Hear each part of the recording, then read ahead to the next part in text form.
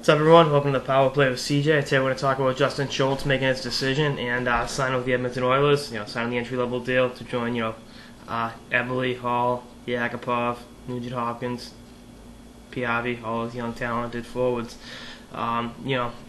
It's kind of the kid got to live up the expectations right off the bat because if you're going to leverage teams like this for the last month, like he has, you definitely got to be worth it. Without playing a game in the show, and I think he will be. I think he definitely will be.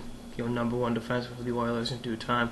And I think this puts the onus on the Oilers to compete now. Everyone's been saying, in a few years it'll be great.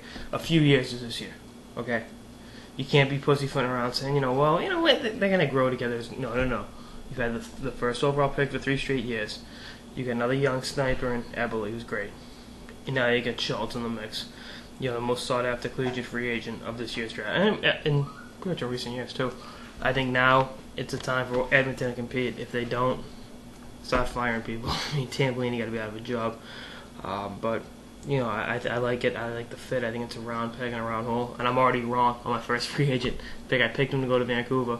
I thought he would have been great up there. I thought with a veteran team with cup aspirations, adding a young star on the back end would have definitely helped them. But guess not. But anyway, it's this kind of the opposite. With Vancouver, everybody goes to a ready-made contending team, but with Edmonton he gets to grow with these guys, and by grow I mean make the playoffs next year.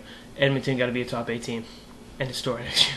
I'm sorry, you can't suck for this long and not expect they can't be first overall pick 4 years in a row. It's just there has to be signs of improvement. I said last week or 2 weeks ago they have to be a top 10 team in the West. Even if they don't make the playoffs, give the fans a teaser. They have to make the playoffs next year. I mean, you owe it to your fans now that you're bringing in these guys, and I think they will. I think definitely Kruger's a great coach. I think Kruger will get the most out of him. I think that power play will be very dynamic. They really have lacked a true stud on the back end, and I think Schultz coupled with Ryan Whitney, will be great together, and they'll really, help move the puck and create offensive chances for the forwards for the next 5 or 10 years. I really think this will be a contending team, and I think if Edmonton keep the contracts manageable, they can keep this nucleus together. Pittsburgh managed to keep the big 3 down the middle together for 6 years. Obviously losing Stahl this year, but they'll be in a great shape to contend for years to come, like I said, and I'm excited to watch Edmonton play. It's exciting anyway. I like good young offensive forwards, but having a good young offensive defenseman thrown into the mix too is pretty sweet as well. So let's see how it all shakes up. Let's see if Edmonton can live up to the expectations and help be one of the elite teams in the Western Conference in due time.